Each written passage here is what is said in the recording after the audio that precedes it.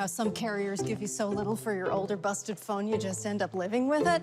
I don't think so. Verizon lets you trade in your broken phone for a shiny new one. You break it, we upgrade it. You dunk it, doggy bone it, slam it, wham it, strawberry jam it. We upgrade it. Get a 5G phone on us with select plans. every customer, current, new, or business. Because everyone deserves better. And with plans starting at just $35, better costs less than you think.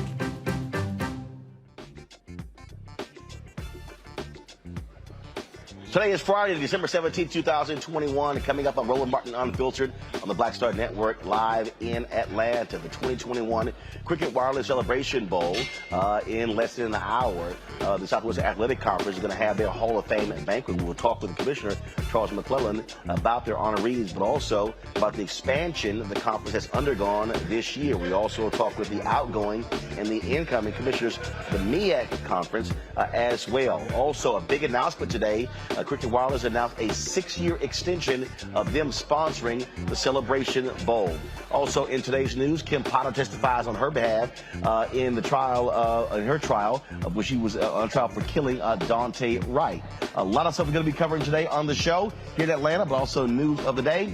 Folks, it's time to bring the funk on Roland Martin Unfiltered on the Black Star Network. Let's go.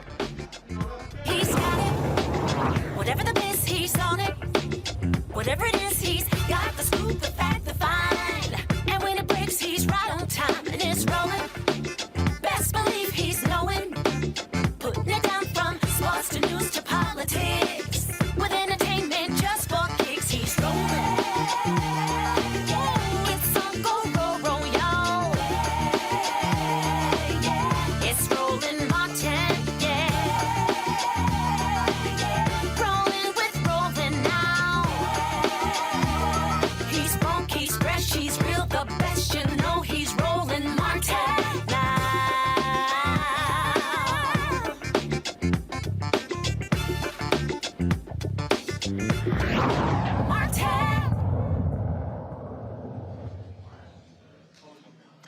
Folks, we're here in Atlanta for the 2021 Cricket Wireless Celebration Bowl. We've been covering all the various events surrounding this bowl game. It is the only FCS bowl game that pits the winners of the MEAC and the SWAC conference against one another for a 7-figure payday. Lots of activities that have been going on over the last several days. We've been covering them extensively right here on Roland Martin Unfiltered, as well as the Black Star Network.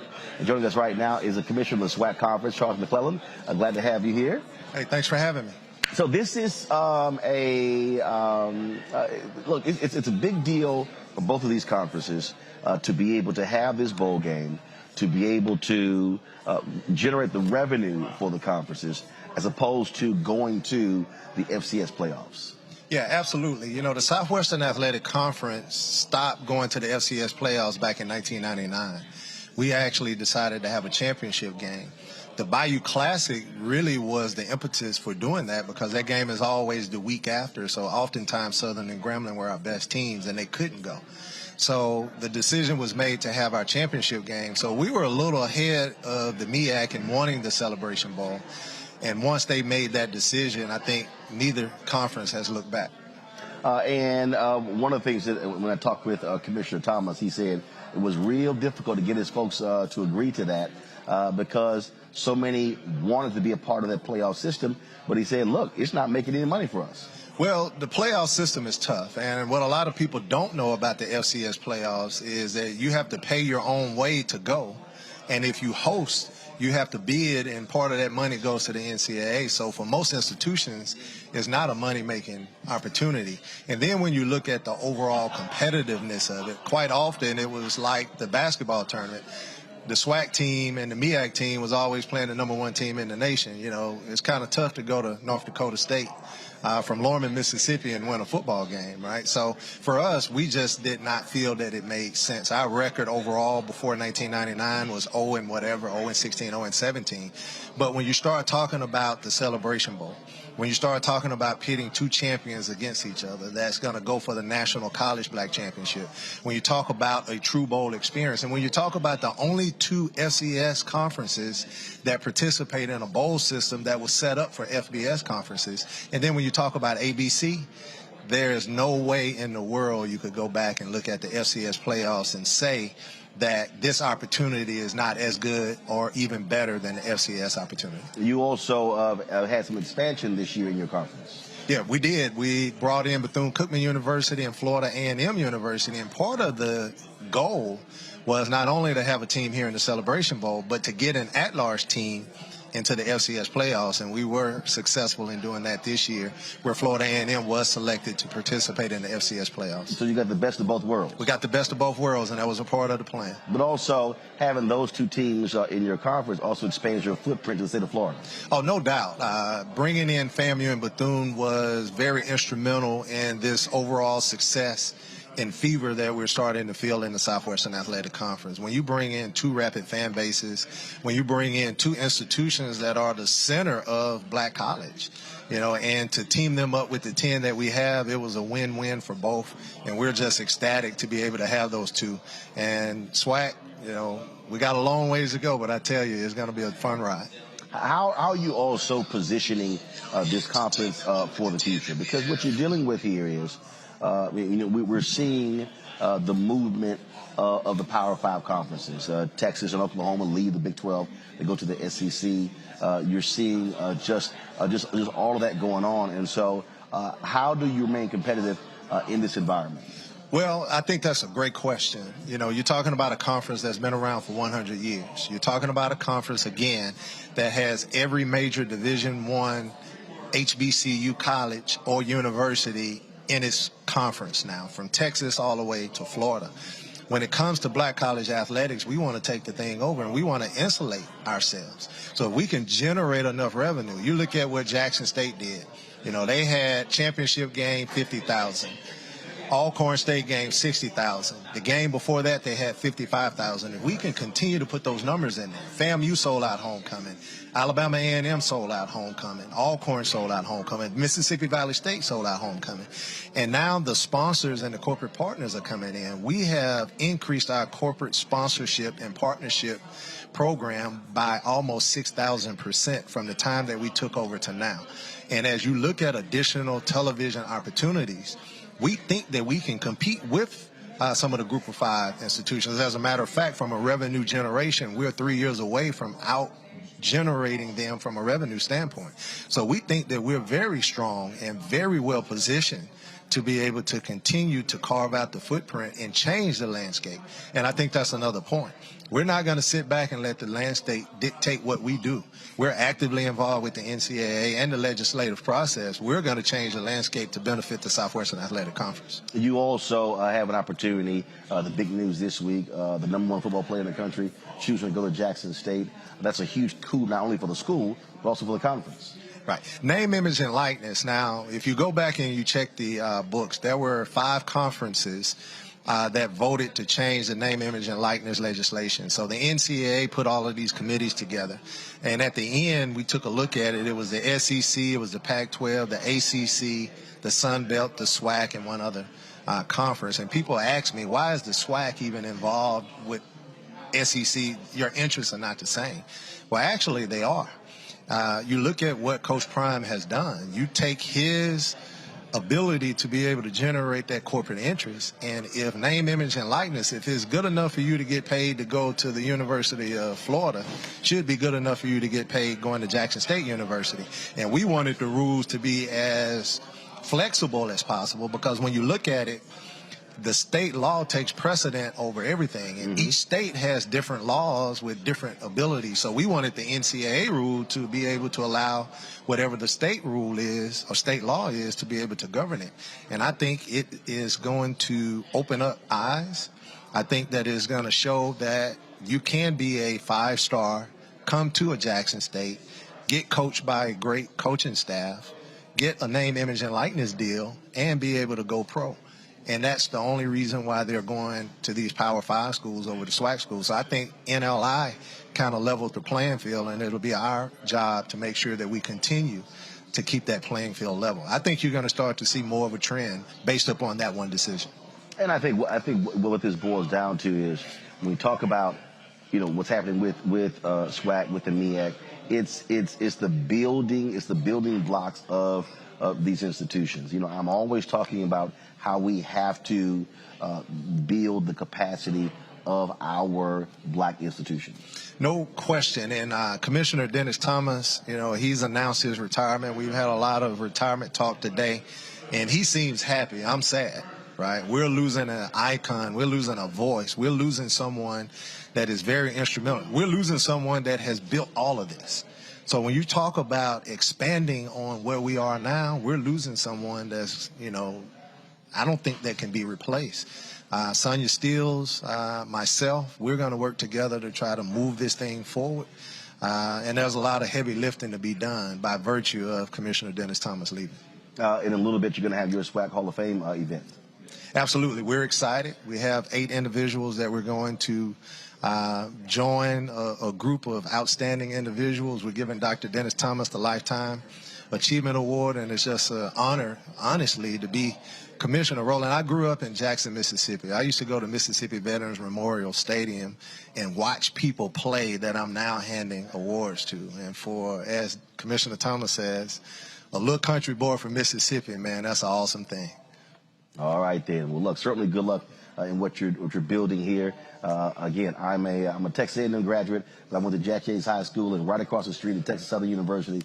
So I know a little bit about the SWAC, right. Being with TSU being right. there, and of course Prairie View A&M being right down the road right. From Houston as well. Well, I am a Prairie View graduate. I was athletic director at Texas Southern. What you might not know is I'm a graduate of Texas A&M.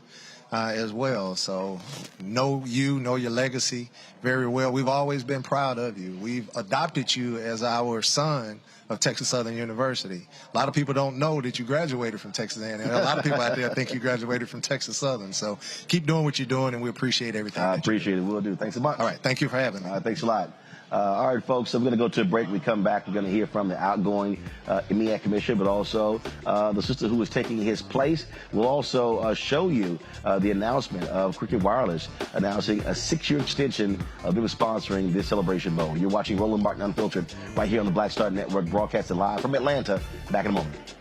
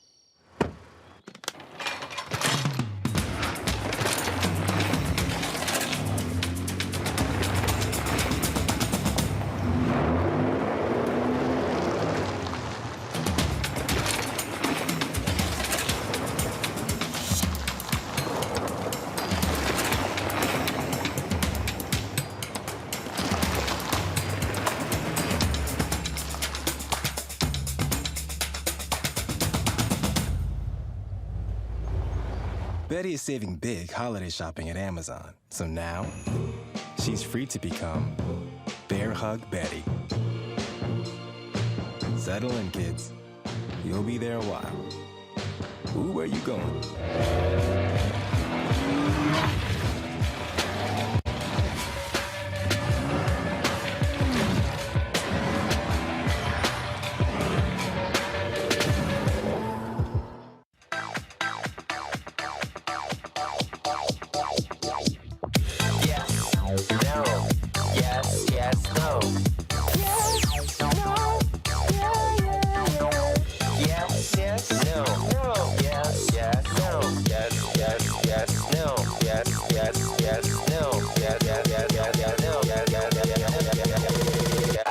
Try it first. I'm Chrisette Michelle. Hi, I'm Chaley Rose, and you're watching Roland Martin Unfiltered.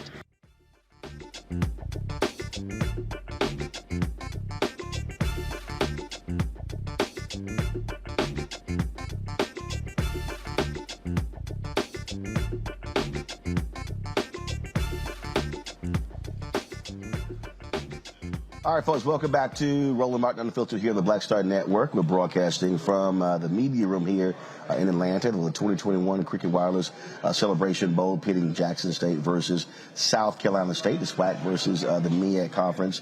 One of the things about folks don't really understand most of these bowl games, they actually created to serve as tourism for cities. When you think about the Rose Bowl, when you think about the Orange Bowl, the major bowls, that's really what the system that was created.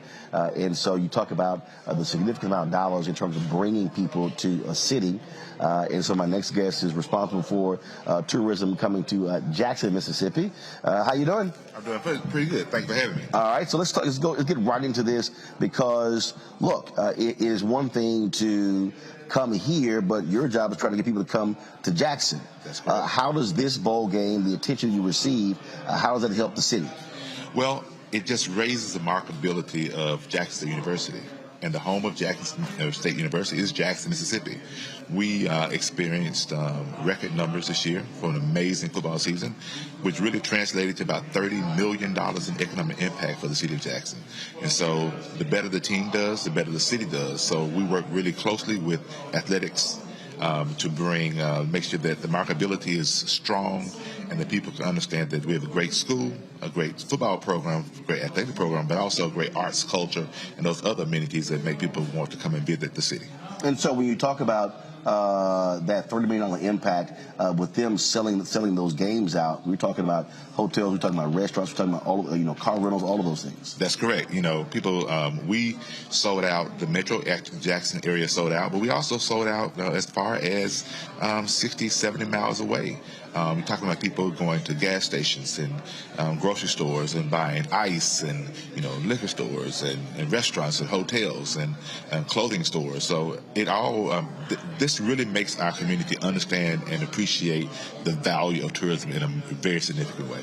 Well, and when we talk about that, we're talking about also helping black-owned businesses. That's correct. It really, it again, raises the marketability and value of HBCUs because traditionally, I know in our business, most of the attention has been on the PWIs. But now we have a HBCU that is bringing the color that everybody recognizes, and that's green.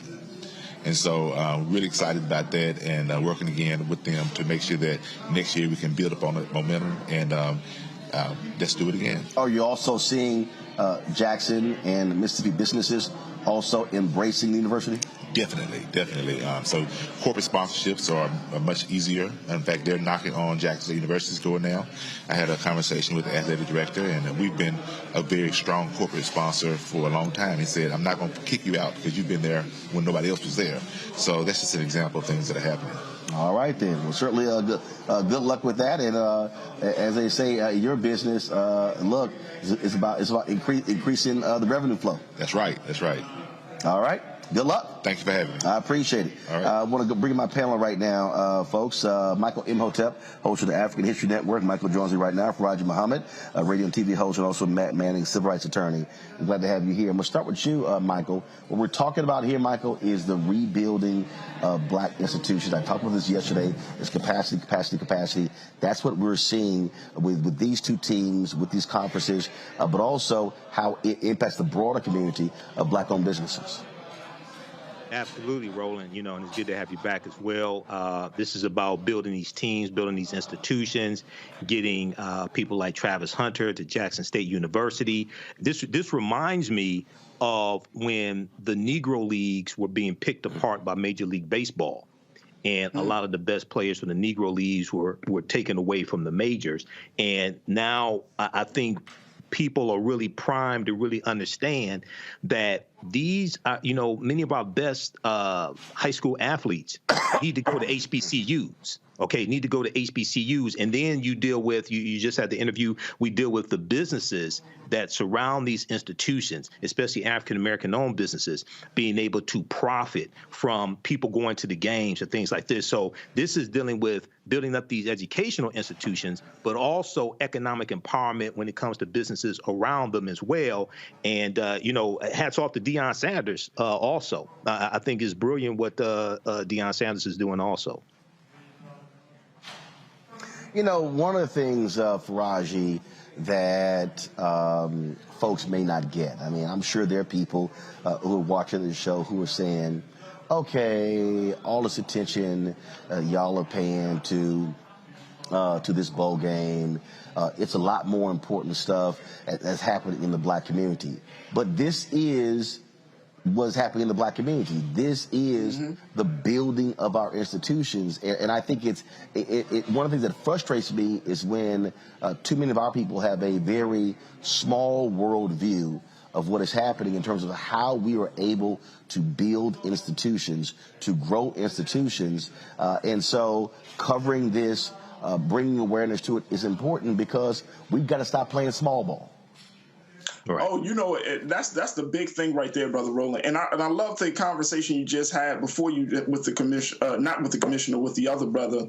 But you're talking about the fact that a lot of black institutions were born out of the frustration because white institutions and white platforms and white infrastructures did not accept us, whether you're talking about the church, whether you're talking about our political party, or whether you're talking about an athletic conference. It comes out of the fact that white people, if they bring us in, they bring us in at a lower amount, lower rate. If they bring us in, they want to usurp our talent.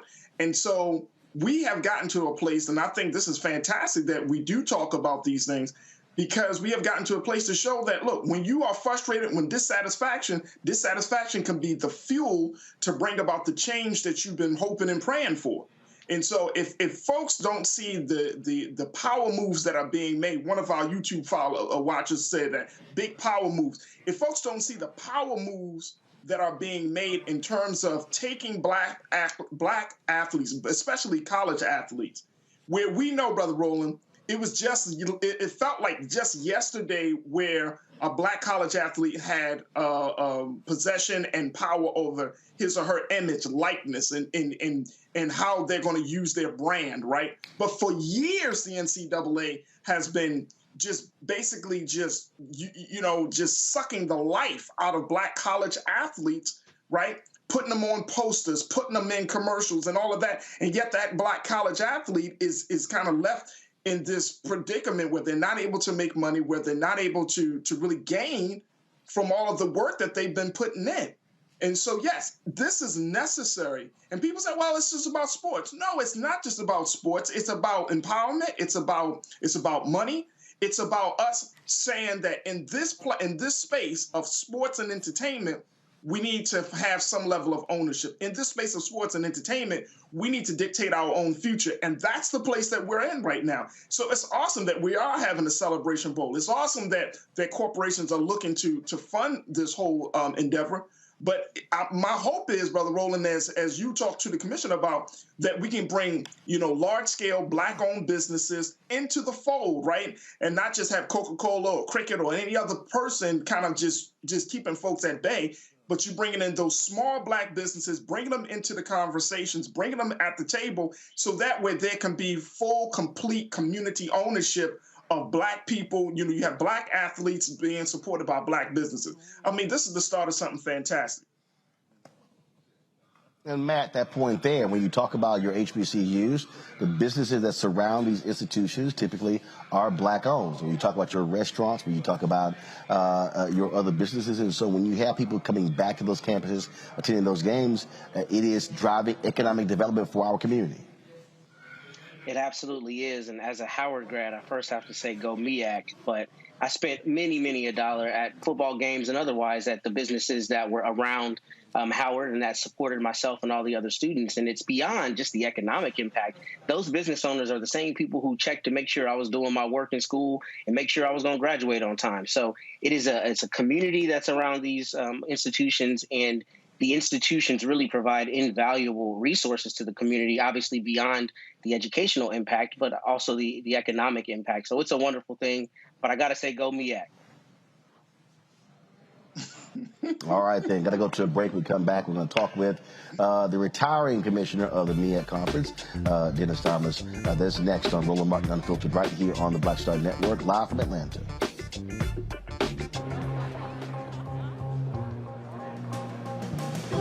Are the stars out tonight?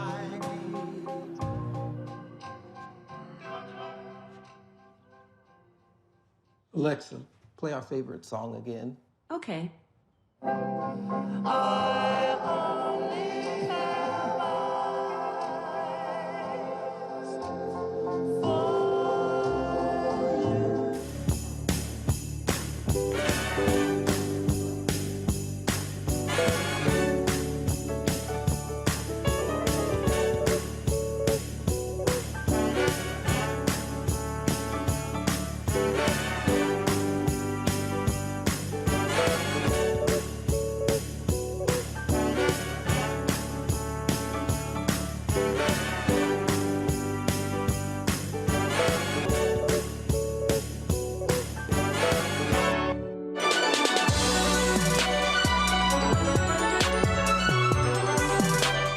I'm Eric Nolan. I'm Shantae Moore. Hi, my name is LaToya Luckett, and you're watching Roland Martin Unfiltered.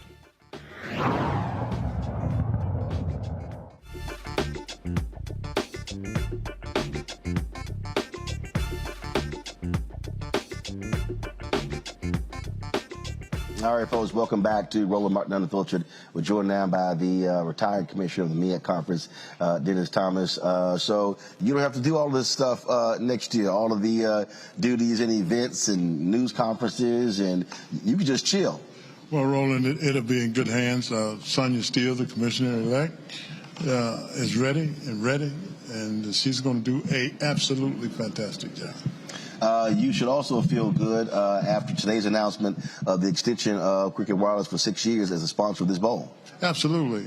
We are very pleased that corporate America has invested in HBCUs and in this bowl game. And it is absolutely critical that we continue to receive the kind of investments from corporate America. Are you getting calls and emails from some of your other peers saying, man, how in the heck did y'all pull this thing off? Well, I got calls in 2004 when we first asked ESPN to invest in a bold concept that I brought to ESPN. And ESPN said sign off on it. Then I went back to my membership and was very enthusiastic about it because I thought that this was absolutely the right thing. You thought it was a lock? Absolutely. And our membership said that pump the brakes a minute, Dennis. We want to remain in the playoffs. And so this is an absolutely tremendous opportunity that we need to take advantage of. We'll have new revenue streams. We'll get branding. We'll get promotion. We get marketing. And we will also be able to recruit students, just not student athletes, to students. Give us another platform for our student athletes and coaches. And so we worked for 10 years to bring this to fruition. And the kicker was when I asked for an audience with John Skipper, who was the president and CEO of ESPN. And he granted an audience, and I asked him to come and talk to our presidents and chancellors. And he agreed to it. And then that's when we got traction. And finally, the presidents and chancellors agreed to send our champion to the postseason bowl game. One of the frustrations that I've always had in my career is trying to get many of our black institutions to be ahead of the curve as opposed to being behind the curve. For you to sit here and for it to be a decade, if you go back to it, that's a decade of revenue lost, a decade of opportunity. We saw with COVID, a lot of churches, they didn't want to do stuff online. They didn't care about it. Then COVID hit, they had no choice. I can tell you I've run 3 black newspapers. Conversations that I've had with black publishers 20 years ago, and they're trying to do the stuff now. And that's one of the greatest frustrations I've always had is trying to get our institutions to embrace going to the next level. I think that's accurate. And I know that the biggest challenge for the visionary is to get the people who will be effectuated to see the vision. And that is difficult because they can't see what you see. But you got to go about a strategy to bring them along so they can actually picture what you actually see. And see, most people can see down the highway, but a visionary can see around the corner, where normal people can't see that. Mm-hmm. And that's the difference. And you can't give up on your vision. Through all adversities, to all circumstances, you got to keep hammering away at it. Mm-hmm. Keep hammering away. And I gain insights and I gain motivation from my forefathers and mothers because they had it worse than you or me. Mm-hmm. But they made it. They made it better for us. So my mindset is very simple. Don't give up on the vision because the people before you didn't. And you owe it to them not to give up. Where do you want to see the MEAC and the SWAC in this bowl game 10 years from now? I want to see a sold-out stadium. I want to see corporate America continue to invest. And I want to see students all across the globe seeing our institution as a viable option for an education. Not just, see, this is bigger than a game. In my mind, it's bigger than a game. And you got to look at this from a holistic perspective. How does this advance our messaging for all of our institutions? How does this advance our mission? And we have to, and we must become more diverse if we're going to stay relevant. And we just can't be all black anymore. We still can maintain our mission, our goals and objectives, but we have to serve all of America in order for us to grow, in order for us to sustain our stability, in order for us to be better to corporate America and improve our value not only to our community, but to our world. When you talk about leaving, what's the one thing you're going to miss? Relationships. I got in this business to make a difference with student athletes. And relationship with student athletes has always been on the forefront. And developing student athletes to be better people. And also, you have to understand people talking about getting your degree. That's great. That's the bottom line. But you have to be educated. A lot of people with degrees are not educated. Okay? Now, you want to take that holistic approach where you are inculcating and imbuing these students to their fullest potential, God-given ability. Now, that's what we should all be about. And whatever that takes, then we have to have the right strategy to implement that. And that strategy different from campus to campus, from individual to individual. Now, that's, in Dennis Thomas' humble opinion, what we should be about. All right. Well, look, we are looking forward to, you getting the Lifetime Achievement Award from the SWAC, the Hall of Fame there. You've been honored by a competing conference, so that's always a little different. Well, it's not a competing conference. I'm part of the MEAC. I played in the MEAC. I was educated in the MEAC, Alcorn State University. I just happened to be the commissioner of the MEAC. And but you do want the MEAC to win that game, Sam? No question. No question. And by the way, I'm happy you brought that up, Roland. You know, out of the 5 bowls, Celebration Bowl, the MEAC won 4 of them. Okay? So you know, we kind of at 90% right now, you know? So all the people that say that, well, you know, the MEAC, you know, they're not as strong this year as they have been. Well, that is yet to be seen.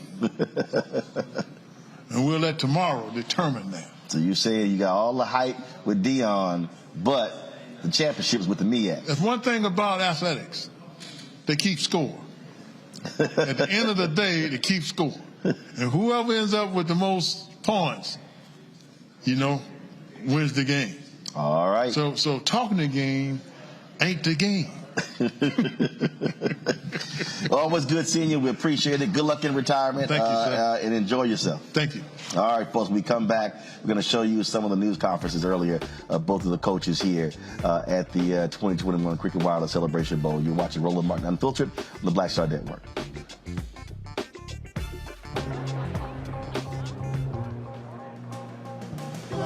Are the stars out tonight?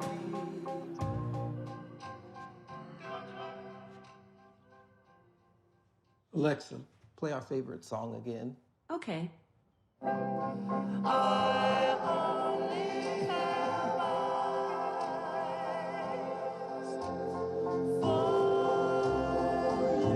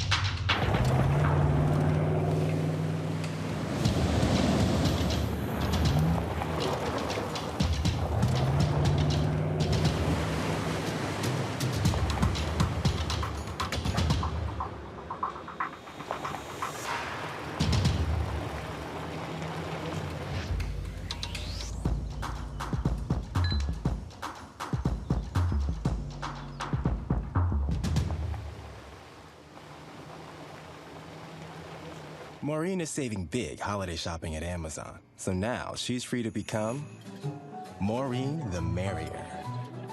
Food is her love language, and she really loves her grandson. Like, really loves. What's up, y'all? I'm Will Packer. Hello, I'm Bishop T.D.J. What up, Lana Well, and you are watching Roland Martin Unfiltered.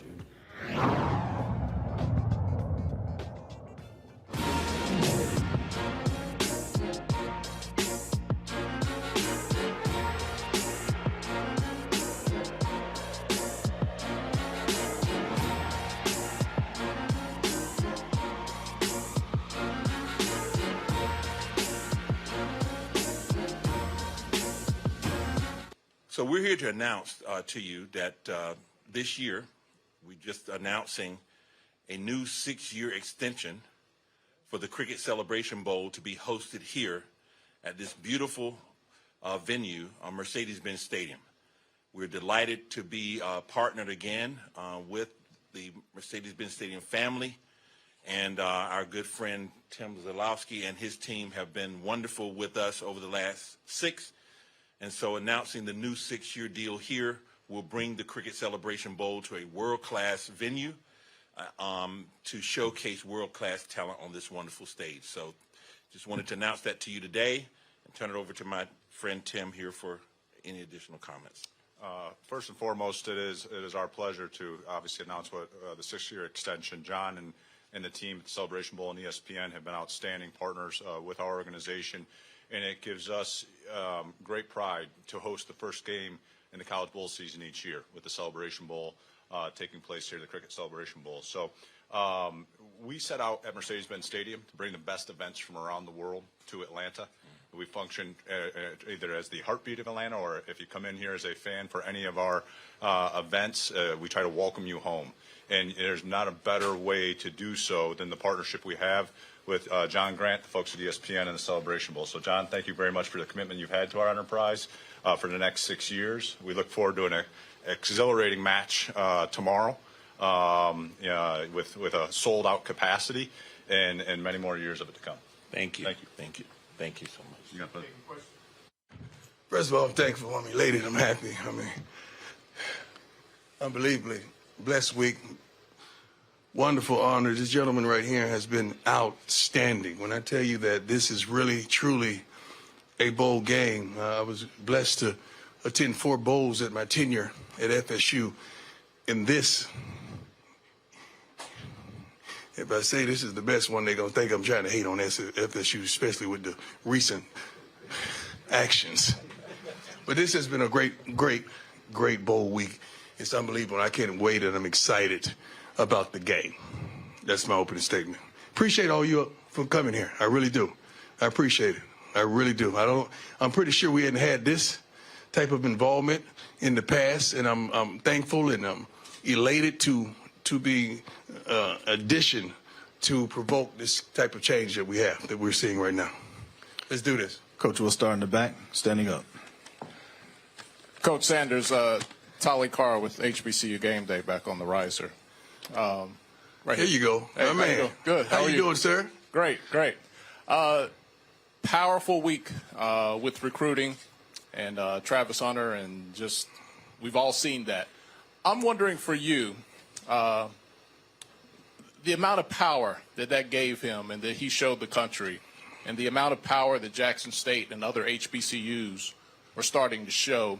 What does it mean for you to be involved with people and a movement that becomes bigger than themselves and they start to see that power? Well, I'm pretty certain that this is why I'm here. I'm pretty certain this is why God led me to Jackson State University, to HBCU, to the SWAC. I'm pretty certain that's why. I tried to tell you, nobody wanted to listen. You thought I was just running the mouth.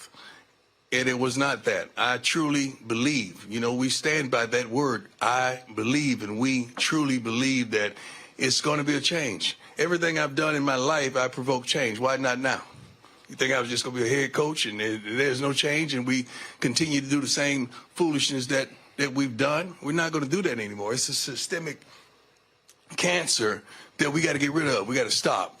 We got to stop. We got to change every darn thing that we can possibly do. This is a new kid. This is a new generation. This is a new thing. and we got to be open to change. And that's all we've done at Jackson State with the help of our beloved AD, Ashley Robinson. We provoke change in every aspect of the word. I was originally committed to FAU, and a couple weeks after that, that's when my dad got the job at Jackson State. So we was just walking around each other at the house, and I just got to the point where it was, all right, Pops, talk to me. Like, what is it? So then we sat down, we talked about it. He never recruited me doing it, though. Like, I was on the calls with the other coaches. I was already at the school, and then I just felt like it was the best situation for me. And my whole recruiting process, I wanted to go somewhere and play right away. I'm not going for go there, sit a year, learn from this guy. I feel like experience is the best thing in learning. So I knew regardless of wherever you go, you'll have the attention and have the spotlight wherever. So I just felt like this was the best place, and for our people too. Shedeur, can you explain in your own words what's special about the HBCU experience? I mean, you see it. You see just the fans, just everything coming to fold now. I just remember picturing walking to the empty stadium and just looking around, just praying, like not knowing what the season has to come. And the magnitude of everything we're doing now, it just really showed that God's real. Shedeur, you talk about the decision you made to come. You know, you were a 4-star. You were the highest recruit at that point. Now you guys just got another young man that has committed to you all, who's highly rated. Just talk about, what it is. You said you guys chose to come to Jackson State, and now he's chosen to come to Jackson State. What do you think it is that makes those young men who their father isn't the coach, what makes them want to come to Jackson State? I mean, just seeing how real it is. I mean, you guys are teammates. It's not a relationship with my pops where, okay, I get special treatment and stuff like that. Like, I'm human too. Like, I'm a regular player too. So I feel like just the players and just teammates seeing how everything's so genuine and how down to earth our coaching staff and coaches is, and they understand what it's like to be one of us in our situation. Guys, thank you all for coming. Appreciate you coming to check on us. We've been going through a neat week here at the Celebration Bowl. I got to first thank all of the sponsors, all of the operational folks, starting with John Grant. John is the executive director of the Celebration Bowl. John has done a fantastic job of running this thing. I've been involved with other bowl games, and I can tell you that this is as well run as any game I've ever been associated with. The sponsors, starting with John Dwyer from Cricket Wireless, the Coca-Cola folk, the Delta came in there in Columbia, brought all their top-notch people in and flew us in from Columbia to Atlanta. That was a fun little trip. It was kind of fun in a way because, I mean, we bust to Delaware. I mean, so you come back and take the plane to Atlanta. It was truly an exciting kind of opportunity that way. So we've got to thank all of the folk that are involved here with the Celebration Bowl and say that it was truly a pleasure to be a part of this particular fair this way. And we look forward to seeing if we can come out on Saturday and play against these Jackson State Tigers. Everybody knows Jackson's the favorite. We all know that they've got Deion and all of his highfalutinous and all the different kinds of stuff. I was a fan when he was playing for everybody, for two teams. He was playing football, basketball, and baseball, and track and golf and all that kind of stuff at the same time. So the guy, is probably the, I guess maybe top all-around athlete maybe of all times as far as I can remember doing our generation here. So the guy's been fantastic as far as his athleticism and his play and all these different. And then on top of that, then the guy comes in, and makes the coaching game look easy. He's been here for less than a year, and he's won all the top awards. I've been coaching for 45 years and hadn't had, some of these accolades and stuff of that kind that he's had. So it's been a fun run to see him rise to the top of the league, and he's done a little bit for us all. I gotta be honest and say that I'm sure some of numbers that we've had as far as the record ticket sales and that kind of stuff are somewhat, I guess, dependent upon the fact that that he's got there doing what he does. But South Carolina State folk have done a nice job themselves. We've been extremely excited about this thing. The build up from the time that we won our conference to now, has been tremendous in the way that our fans have gotten excited about and done, a great job of coming together and being a part of this thing too. So I'm looking forward to seeing our fan base out there against their fan base, along with the fact that our team is going to be against their team. Our band is going to be against their band. So this is going to be a fun experience for us all. So I'm looking forward to this and many, many more Celebration Bowls to come, because I think we've got something here. I think we've got a model that might be good as ever. Y'all ready for me to shut up? Rick? No, yeah, I know you are. Okay. All right, folks, when we come back, we'll talk with the winner of the Jerry Rice Award for the best player in the FCS, Deion Sanders, the first HBCU player to actually win that award. You're watching Roland Martin Unfiltered right here on the Black Star Network.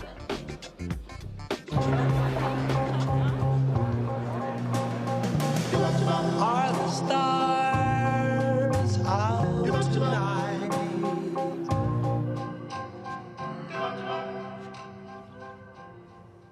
Alexa, play our favorite song again. Okay. I only have eyes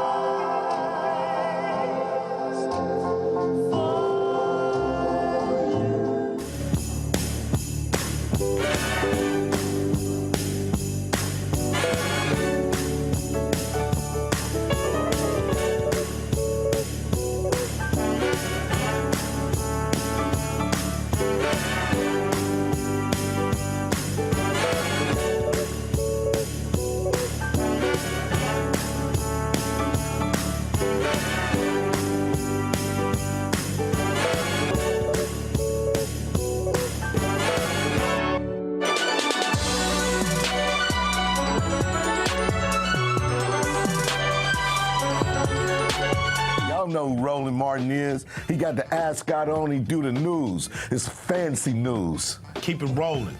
Right here. Rolling. Roland Martin. Right now. You are watching Roland Martin Unfiltered. I mean, could it be any other way? Really? It's Roland Martin.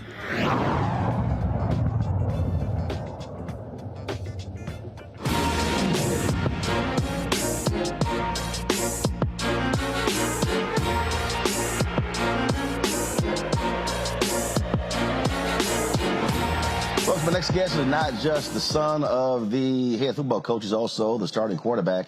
And this week found out that he is the winner of the Jerry Rice Award for the best player in the FCS. The first time a HBCU player has won that award, named after HBCU great from Mississippi Valley State, Shedeur Sanders. How you doing, Doc? I'm doing good. How are you? So how does that feel, being the first one? I mean, first is named after Jerry Rice. Yeah, I mean, who else could have won it? Who else could have won it? You saw what I did out there. You saw the numbers I put up, and really the team. So you see what team I got around me. Have you heard from Jerry Rice? He was a teammate of your dad's in San Francisco. I spoke with him in the past. Talk about this season and how it's gone. 11-1 season, a lot of hype, a lot of attention, and the fan base has really embraced what y'all have been able to do. I feel like it's a pretty darn good season to me. Offensively, we're putting up numbers. We could be doing more. Defensively, you see with that side of the ball. You see that teams are having trouble scoring on them. So I feel like overall it's a good time. It's a good year, and you see just the media around HBCU football now.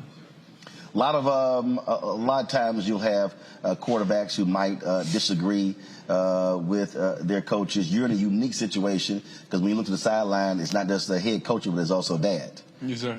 So do you? And so what has that relationship been like as well in terms of when it comes to game day? I mean, he's been my coach for my whole life. We've been doing the same thing in high school. We won a championship in high school all 4 years. So it's nothing new. It's just like we're just doing history again.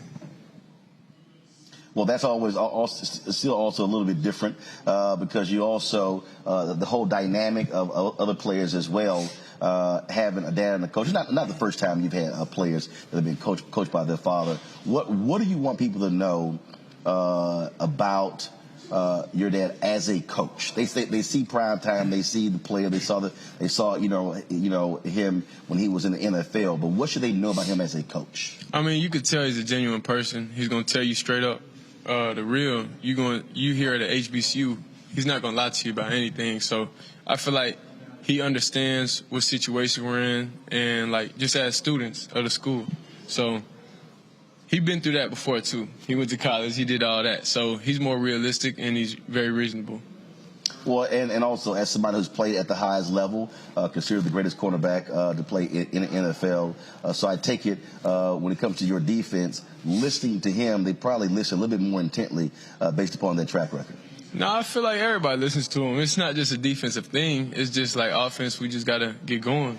That's all it is. We just got to put up more yards, put up more numbers. Defense is just, they got more experience on that side of the ball. I talked to South Carolina State coach a couple of days ago, and he said the strength of our team is our defense. He said so they should expect a strong test come Saturday. I mean, hey, I feel like in the SWAC we play good defense week in and week out. Now, I just talked to Commissioner Dennis Thomas. He did remind me of the 5 Celebration Bowls. The MEAC has won 4 of those 5. I mean, nobody else is doing numbers how we do. You see it's a new thing. You see it's a new year. You see everything's different. So you said y'all look at the change, that trajectory in the past as opposed to SWAC coming to this game and not taking the title home. I mean, this is the thing. We're not just living in the past. It's a new day. You see the fans. You see we're on SportsCenter every week. You see the difference. We don't have to talk about it. You see it. So obviously you feel like the outcome's going to be the same how it is the year before. That's just something you're just going to have to think.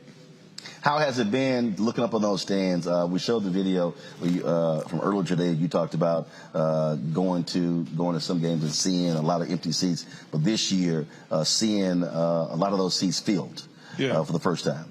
Oh, it's amazing. When you got the vet packed with all of our people, it's a different feeling. It's something that I've been in a lot of college football games, really just on visits and everything, but this is different. You come out during halftime, you see 1,000 people on the field. It's the band, everybody, J-Sets, everybody. So it's just a real different experience that I feel like a lot of kids in our culture need to understand and need to see how it is. Do you also believe that folks at Jackson State not only are waiting for halftime, but they're also waiting for y'all to come out in the second half? Because one thing you hear a lot of HBCU fans, they're like, yeah, okay, once second half comes, it's always about the halftime performance as opposed to what's happening on the field.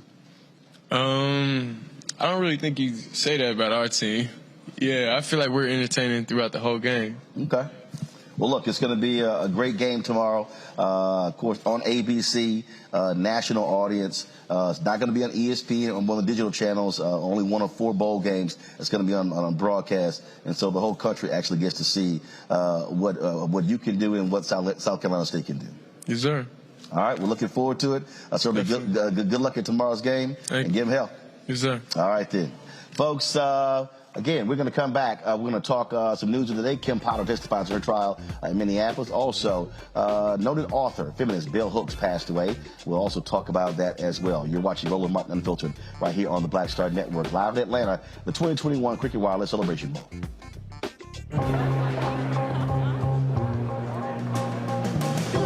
Are the stars out tonight?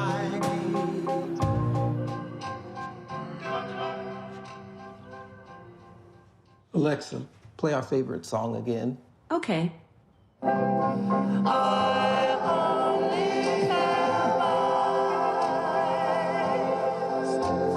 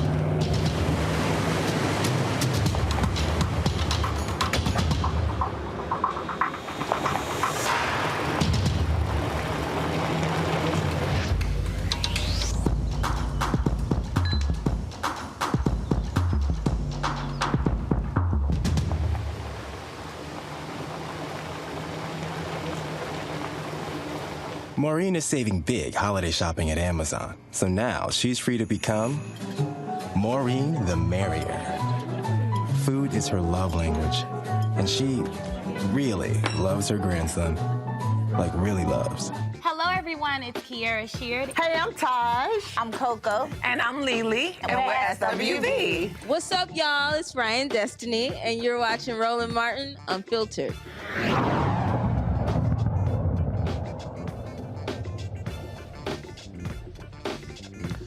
A couple days ago, acclaimed author and feminist Bell Hooks passed away at the age of 69. Of course, her real name was Gloria Jean Watkins. She took her name as a testament, nod to her grandmother. She, of course, focused on topics about feminism and race. She won a number of awards, including the Writers Award from the Lila Wallace Reader's Digest Fund, was named one of the nation's leading public intellectuals for the Atlantic Monthly, also was inducted into the Kentucky Writers Hall of Fame.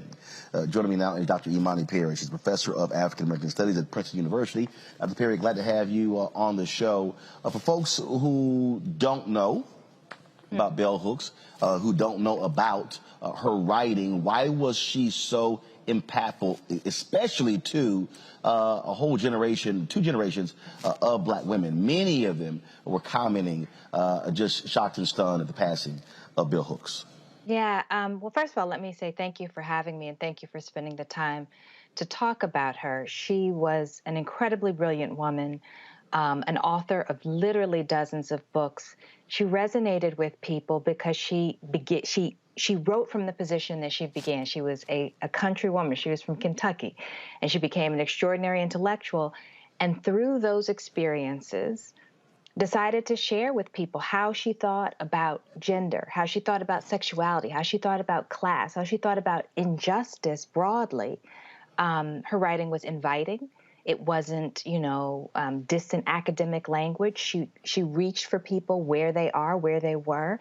And she also, and this is really important, I think, for our communities in particular, she wrote about love. And she wrote about spirituality. And so she really thought that the work of the intellectual was to tend to the entire person and to the entire community. And when we talk about, again, when I saw the reaction from so many people, they just talked about the power of her writing and how she centered black feminism. That's something that it wasn't an afterthought. It was the center of everything she wrote about. Yes. I mean, black women were at the center of her calling. And she took the name of her great-grandmother and put the name in lowercase to emphasize. She was interested in we, us collectively, our people, our community, black women's legacies in particular. But she didn't, for her, that was an entry point to thinking about the entire world. So for her, being a black woman wasn't limiting. It was actually a perspective from which one could understand the world in extraordinary ways. But you always, when you opened her book, you knew that you were being seen, that you were being recognized, and that you were important as a black woman reader. But I also think it's really important to say, she loved black men dearly, and she talked about wanting to tend and care for black men as well.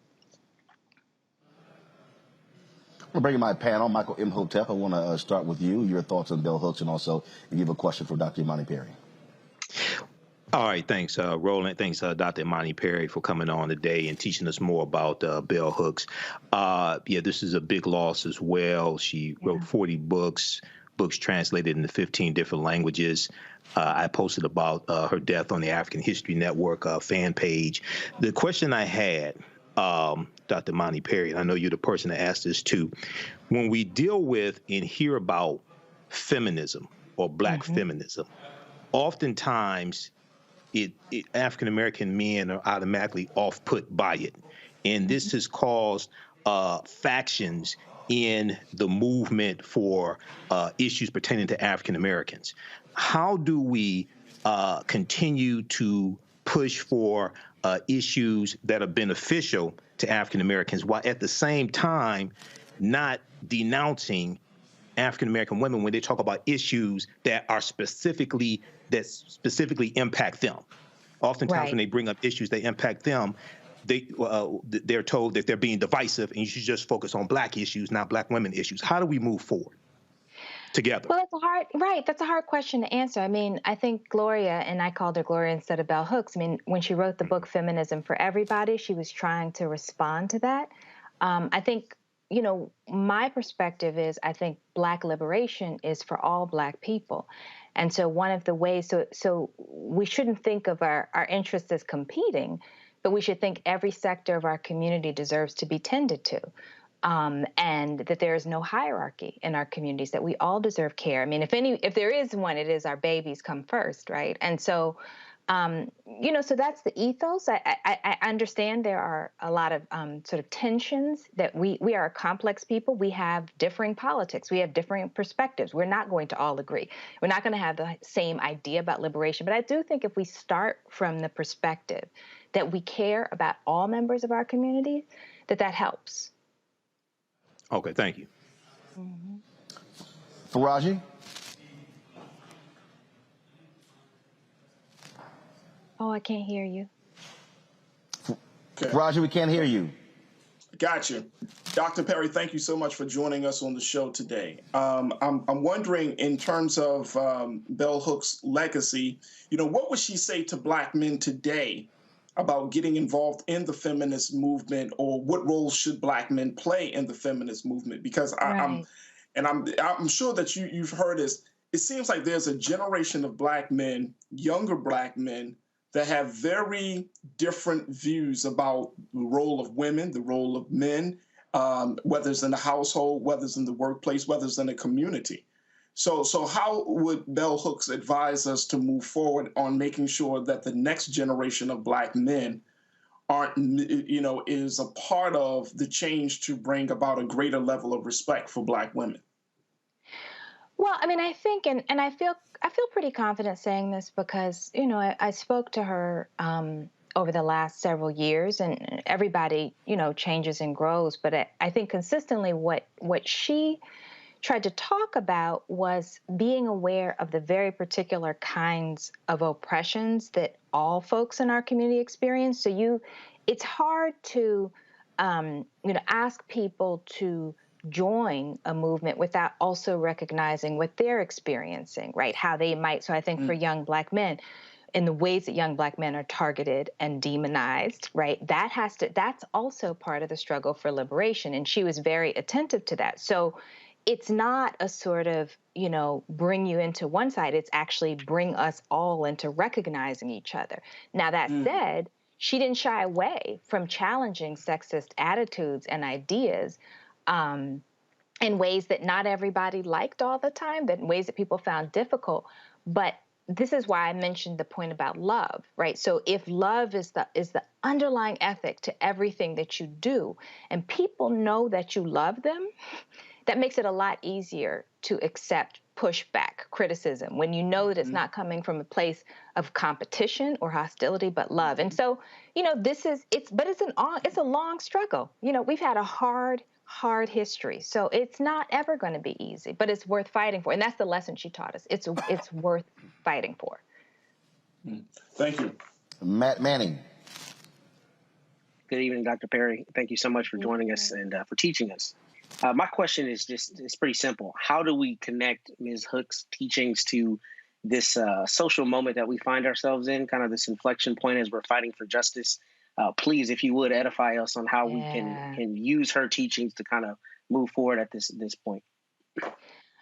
Well, I would say, I think, I do think that reading is, I love Ida B. Wells' quote, that people must know before they can act. I think reading should be a ritual practice for all of us because we learn, we become more insightful. But I also think, I think in the words of Ella Baker, the tribe increases, we carry on. So part of the lesson is to read and learn from her and from many others, and then develop our own analyses, right? And try to work together in the now, right? We have this incredible array of ancestors who provide models and who provide insight, but we're also now, we're here, and then we are the ones to continue the work, and understand that it's lifelong work. We're not going to solve these things, but we can make a significant difference.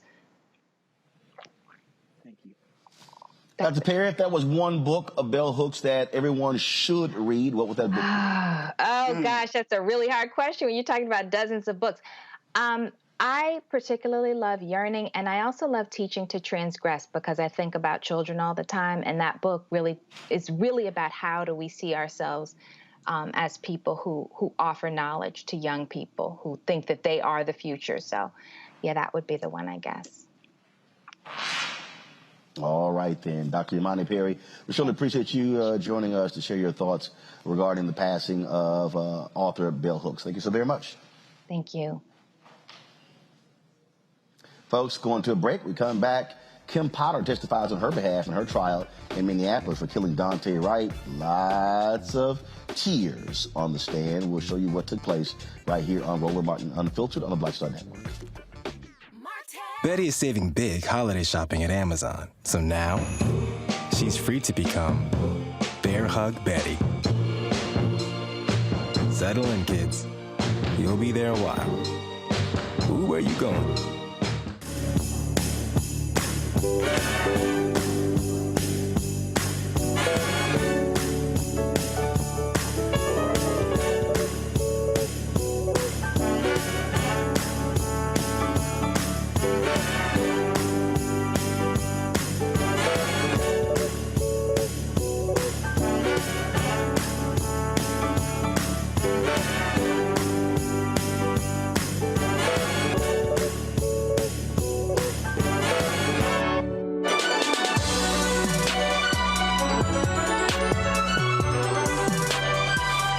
Hi, I'm BB Winans. Hey, I'm Donnie Simpson. What's up? I'm Lance Gross, and you're watching Roland Martin Unfiltered.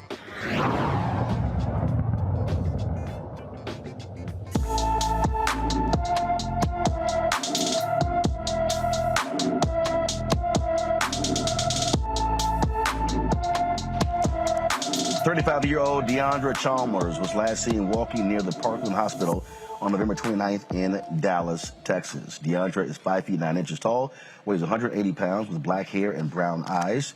She was last seen wearing a black sweater and black pants. If anyone knows of Deandra's whereabouts, please contact the Dallas Police Department Missing Persons Unit at 214-671-4268, 214-671-4268. Today in Minneapolis, the former Brooklyn Center police officer on trial for fatally shooting Daunte Wright took the stand on her behalf. During direct examination, Kimberly Potter told the jury she did not realize she had fired the gun instead of her taser during the April traffic stop until Wright cried out that he had been shot. With Officer Lucky and the driver at the door, the driver was trying to get back into the car. Well, he was trying to get back in the car. What did you do? I went around Officer Lucky as they're trying to get back in the door. I'm between the door and Officer Lucky and the driver. And the driver's getting into the car. And what happened next? They're still struggling, and I can see Sergeant Johnson and the driver struggling over the gear shift because I can see Johnson's hand and then I can see his face. And you knew Johnson for many years before this, is that right? Yes. And by looking at his face at that point in time, what did you interpret it to mean? He had a look of fear on his face. It's nothing I'd seen before.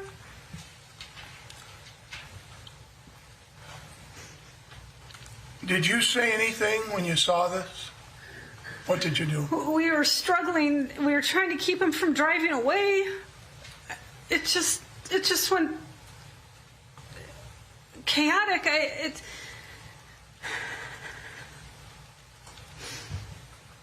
And then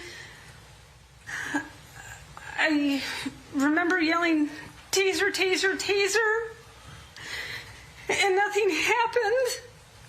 And then he told me I shot him.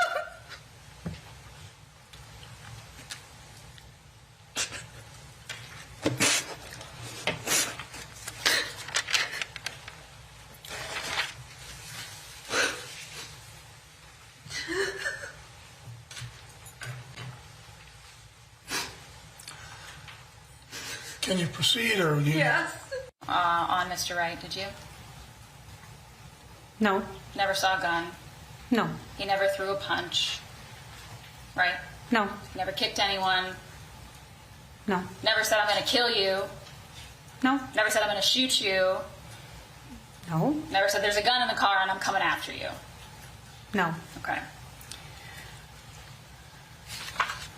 It's not uncommon in your experience to find someone who has a warrant during a traffic stop, right? It's not uncommon. And you've done hundreds of traffic stops in your career, correct? I don't know if hundreds, but yes, I've done plenty of traffic stops. And gross misdemeanor offenses are not the same as felony offenses. Fair?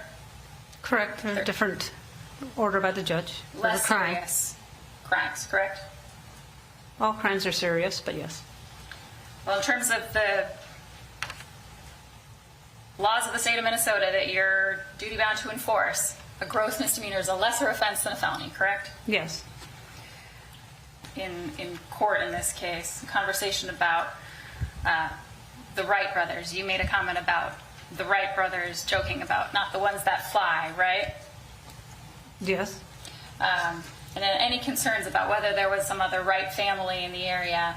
Sergeant Johnson told you not that family, not this situation, right? I wasn't sure who they were. Okay. Your aid and communicate information to other officers, right? Yes. And it's part of your job to assist those who are hurt or injured, true? Yes. And to communicate to other officers what you know about a particular scene, right? Yes. Give them whatever information you can to help them do their jobs, to help render assistance, things like that, right? Yes. But you didn't do any of those things on April 11th, did you? No. You stopped doing your job completely. You didn't communicate what happened over the radio, right? No. You didn't make sure any officers knew what you had just done, right? No. You didn't run down the street and try to save Daunte Wright's life, did you? No. You didn't check on the other car that had been hit, did you? No. That all happened just down the road from you. Yes. You were focused on what you had done, because you had just killed somebody. Right? I'm sorry it happened.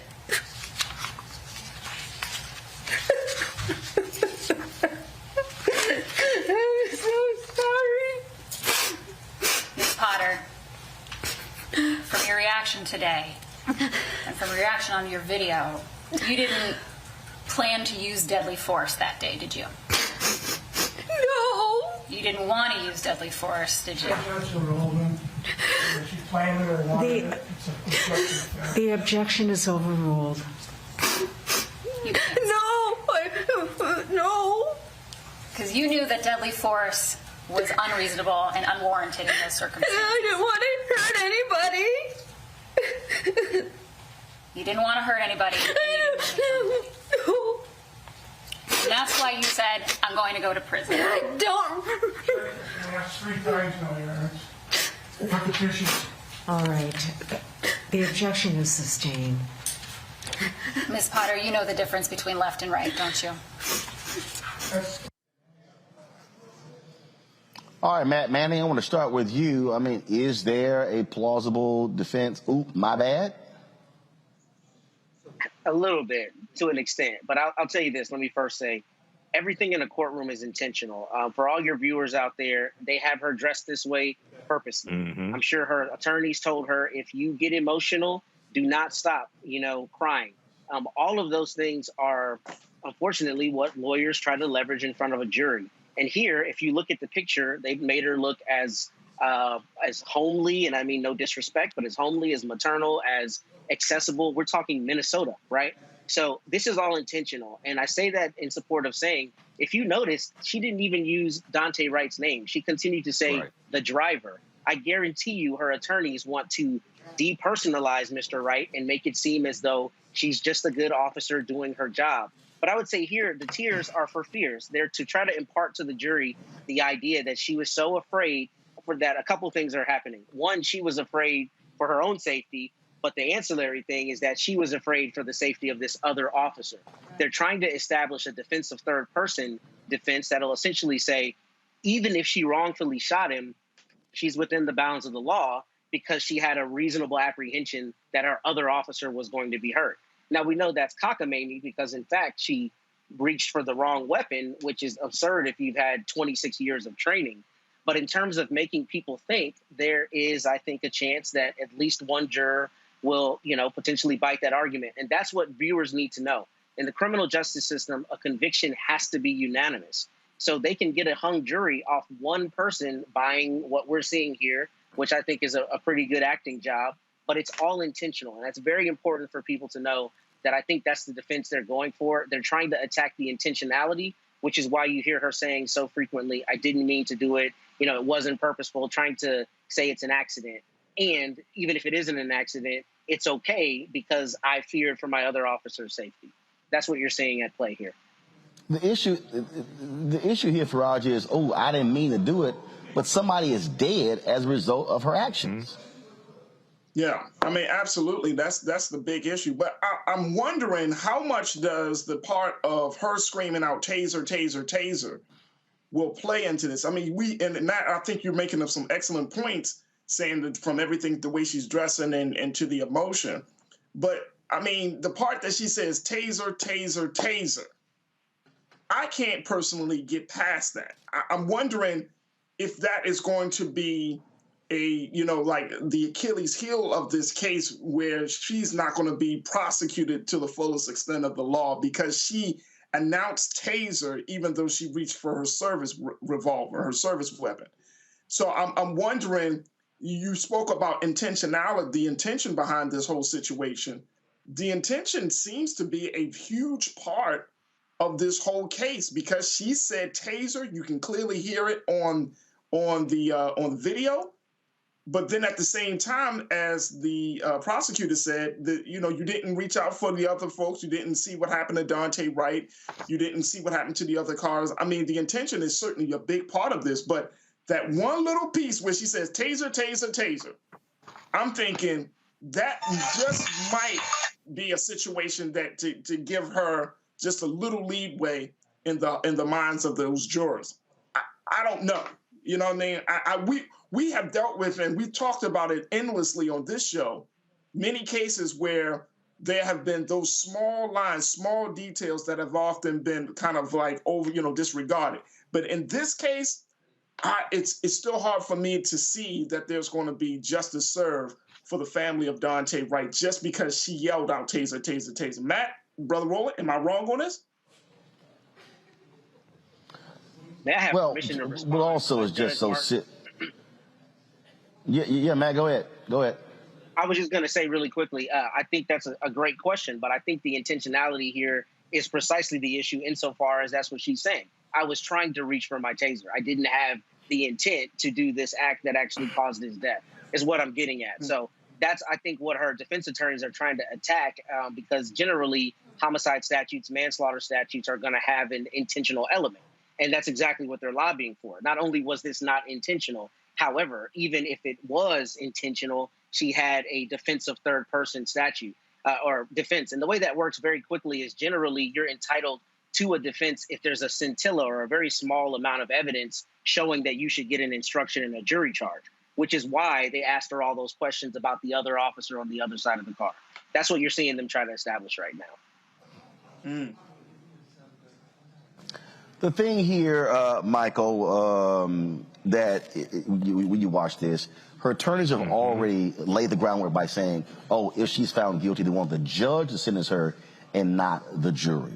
But we also know in many of these cases, juries give the police officers extreme benefit of the doubt. And so it's not clear cut that she's going to be convicted in this case.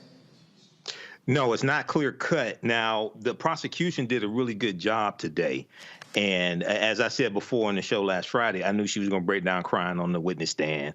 They had her dressed like a soccer mom today to get some sympathy also. But, you know, what's really, it's a number of things that are really damaging. The body cam footage of what happened right after she shot Daunte Wright. She said, I'm going to prison. She said, I killed a boy. She didn't say anything about fearing for her life. She didn't say anything about trying to protect other officers, anything like that. She said, holy sugar honey iced tea, I just shot him. She said, I grabbed the wrong effing gun. I shot him. Okay. But then the prosecution today went on to talk about how, so, you know, after Daunte Wright was shot, the car drove off. It hits another car. When other officers arrived on the scene, Officer Kim Potter didn't tell the other officers exactly what happened and did not try to render aid to Daunte Wright either, who was down the street and crashed into another car. So, yeah, you know, a lot came out today, and we know the defense rested today as well. So it's not clear cut that she's going to be convicted, but the prosecution did a good job. I really don't think a lot of her testimony today really helped her. The tears did help, but the testimony is different than the tears. Well, guess what? Juries can be very emotional in terms of what they buy. And as Matt said, all you need is one to say not guilty. So we'll be following this to its conclusion. All right, folks, got to go to a break. We come back more on Roland Martin Unfiltered right here from the Black Star Network. President Joe Biden speaks to South Carolina State for commencement today. We'll show you some of what he had to say. Back in a moment.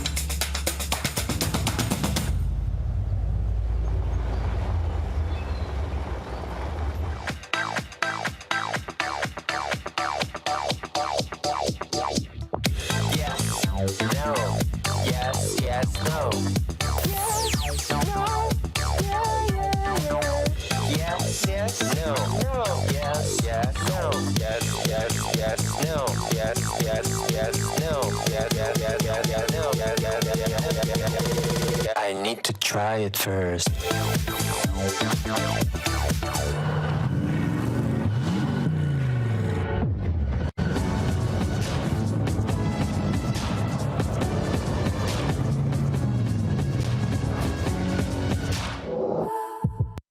I'm Chrisette Michelle. Hi, I'm Chaley Rose, and you're watching Roland Martin Unfiltered.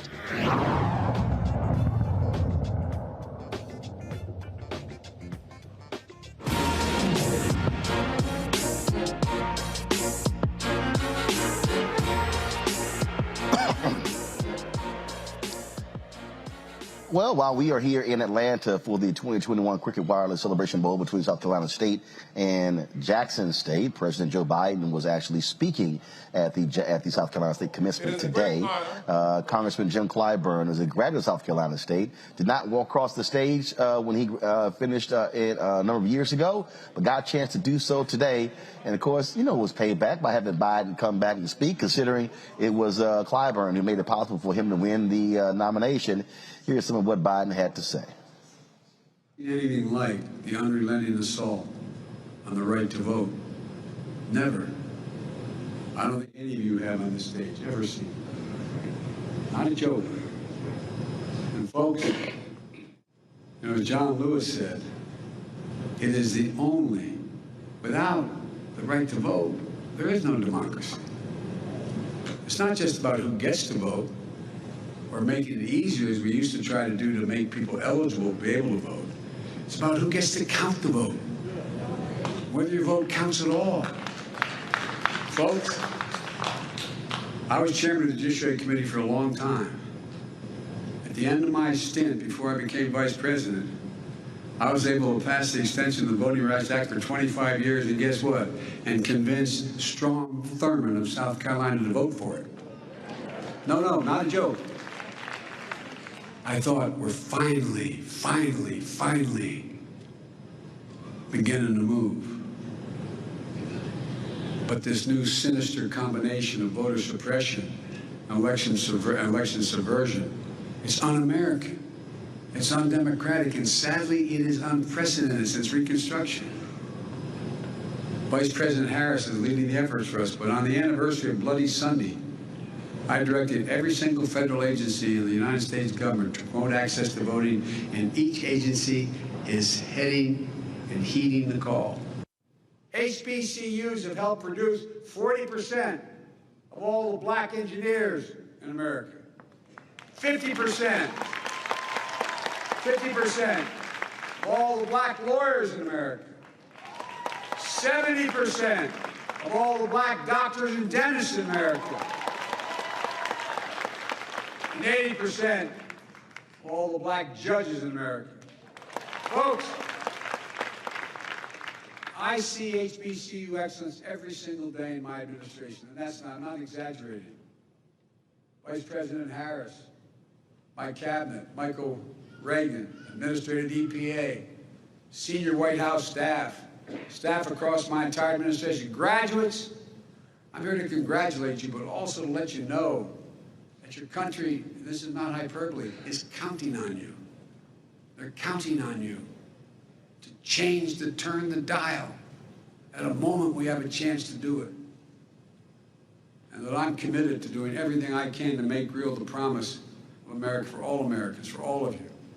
That's why my administration has delivered $5 billion so far to HBCUs just this year. Just this year. And more to come. Because there's nothing you're unable to do if you have the product. If you have the laboratories, if you have, well, a lot of these HBCUs aren't endowed like these other universities.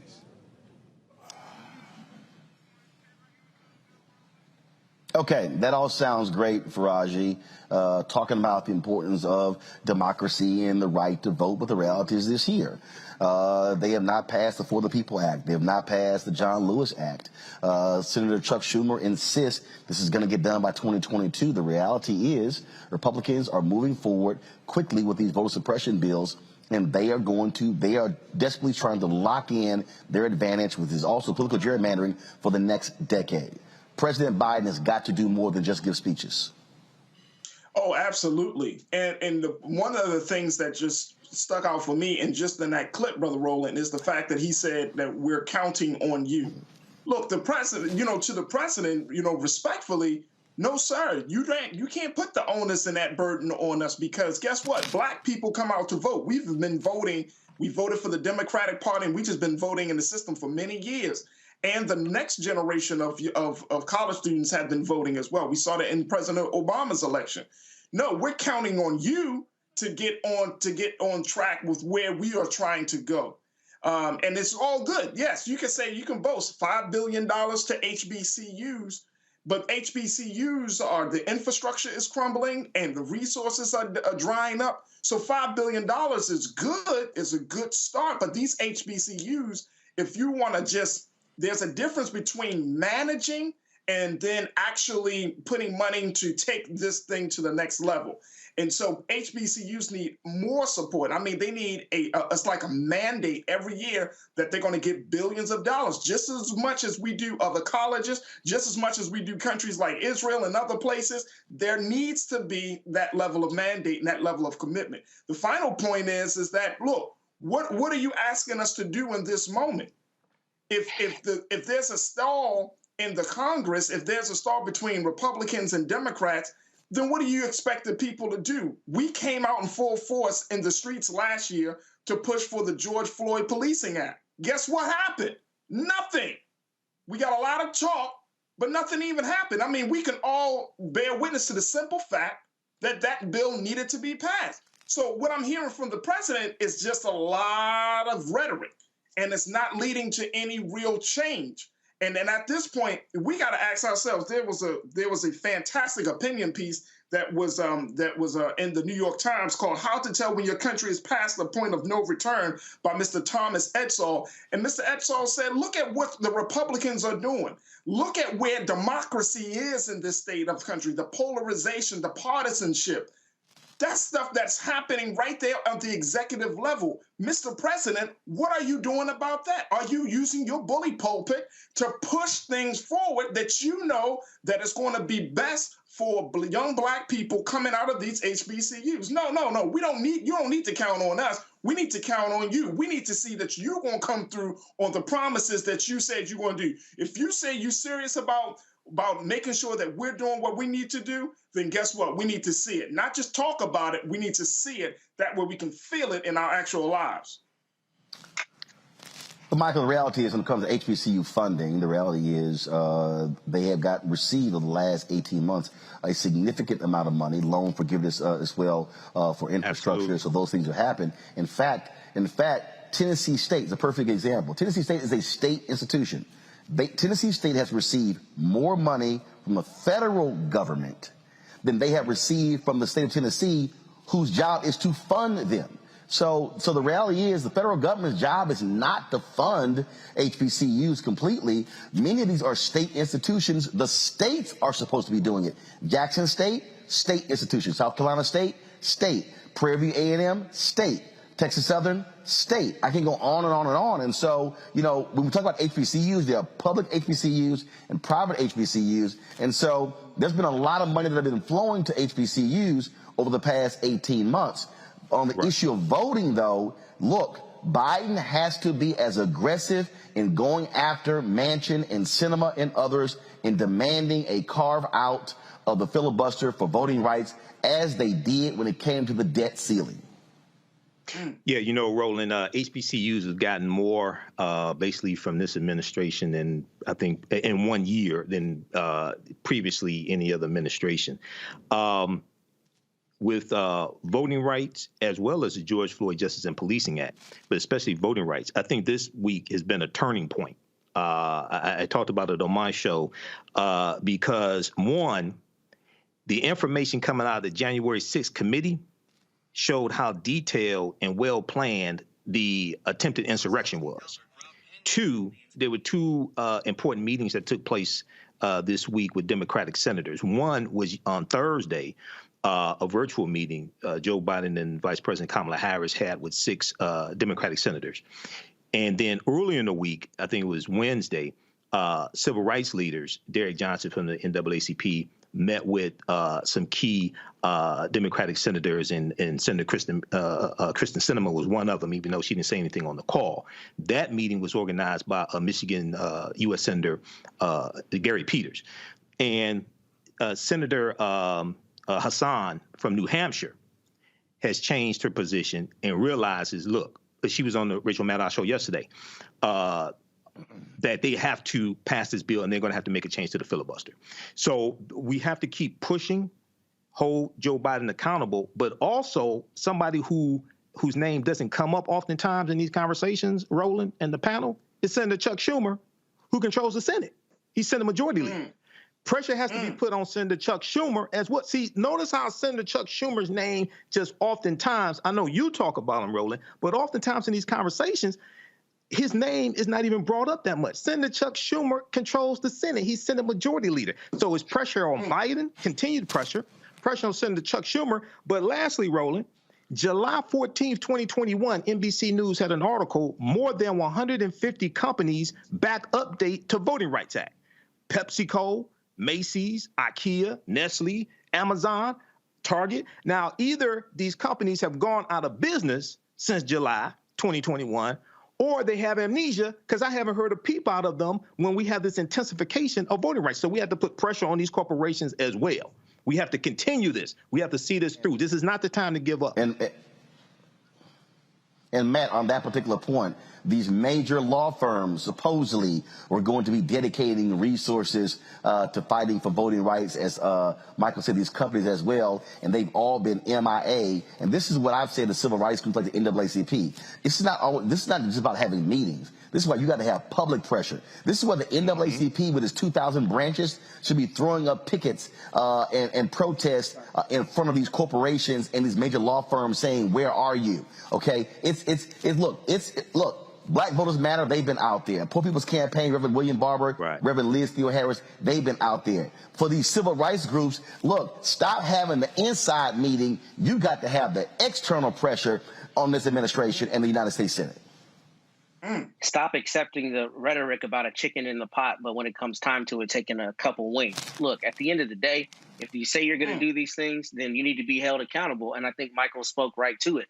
Corporations especially need to have this pressure put on them because we know that they respond to the corporations far faster than they respond to us. So if the corporations say that they're going to do it, if we find a way to continue leveraging those corporations and these big law firms, then I think consequentially it'll mean that there will be actual progress going forward. And we have to stay on that. You know, I think a lot of times, unfortunately, we buy some of that rhetoric and we forget about it down the road. I mean, not the three of you and the many others who are very well informed, but the larger people see sound bites, they buy that and say, okay, they're fighting for me, when they really aren't.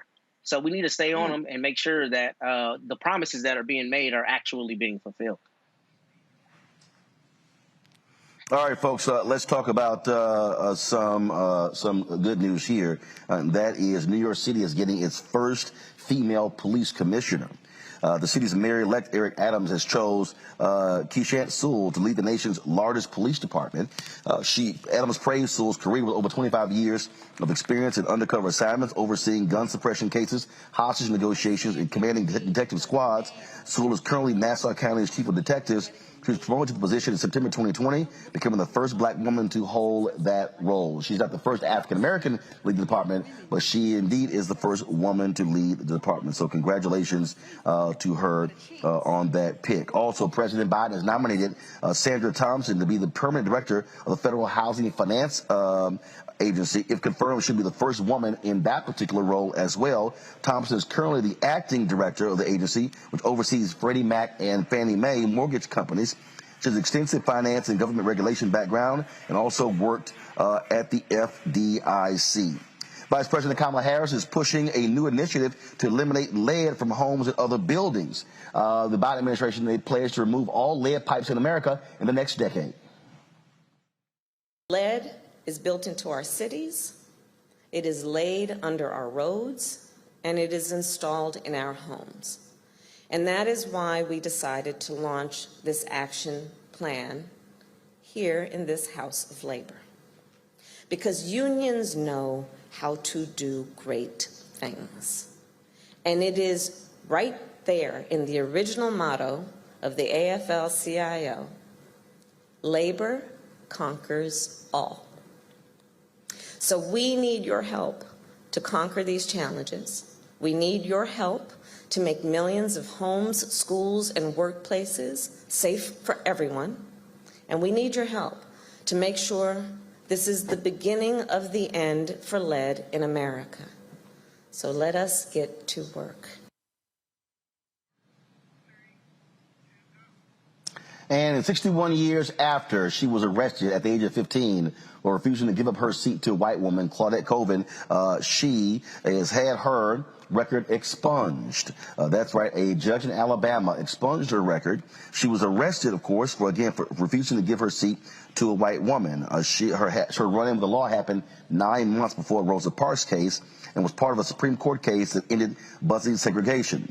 Colvin was sentenced to indefinite probation after her arrest and conviction. And so it's a better late than never, I say, Michael. Yeah, you know, I talked about this on my show last night, Roland. Claudette Colvin, she's a legend as well. She's more like an unsung hero. She was 15 years old. She refused to give up her seat. She had, she was charged. One of the charges was assaulting a police officer. Now, what's really important to understand is that the Supreme Court case that you mentioned, Browder versus Gale, She was one of the plaintiffs, Aurelia S. Browder, Mary Louise Smith, Susan McDonald, and Claudette Colvin. The attorney was Fred Gray, who you've interviewed, Roland. They filed that lawsuit. It went all the way to the U.S. Supreme Court, and that's what ended segregation on the buses. So she is really an unsung hero. She deserves more credit as well. No disrespect to Sister Rosa. Rosa deserves all the credit. She had to leave Montgomery, Alabama, because she was getting death threats, and Representative John Conyers gave her a job here in Detroit in his congressional office. But Claudette Colvin, I'm glad this is for her. I'm glad this expungement happened, and hats off to the sister as well. She's an unsung hero. Matt Manning, your thoughts? I just think it's wonderful. It's far too late, of course, and some of it is optics. But I'll say I had the great pleasure of meeting Fred Gray when he came here a couple years ago, and he's a titan. He's literally one of the people that inspired me to become a lawyer, and a civil rights lawyer at that. I mean, he was 24 years old defending Dr. King and those who were fighting for our rights, with violence in their face. So I think it's a brilliant thing, and I'm glad for it. She joked that she's no longer a juvenile delinquent at 82, so I appreciate her humor about the situation. But it's unfortunate insofar as, it's another sign of the optics. A lot of times, it has to be 66 years, an entire lifetime, before they expunge her for this, her crime for this injustice. I think that's problematic. But outside of that, I do think it's a good thing, and I'm happy for her. And I'm happy for the fact that Alabamans and the state decided that this is something that needed to finally happen, because I think it's emblematic of showing, look, we're going to hold you to account to fix even past injustices. So I think there is a value in that. Final comment for Raji. Just real quick. I agree with both Brother Michael and Matt. It's just really sad that at this point, it's hard to celebrate 66 years. It's like, damn, man, it's just hard to celebrate. You can't even really, all you can do is just say, okay. That's it. There's no celebration. Our dear sister, 80 in her 80s. At this point, she's not a threat to anyone.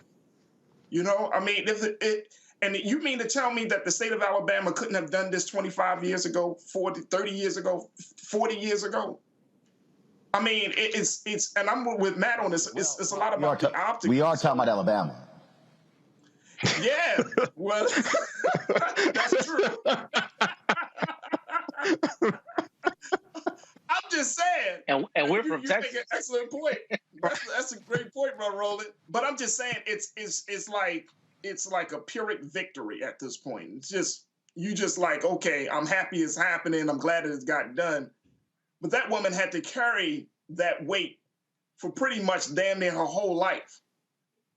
So at this point, in her golden years, may God bless her with many, many years to go, but pretty much in her golden years, it's not going to really make a difference. This is not a win for Alabama. This is not a win.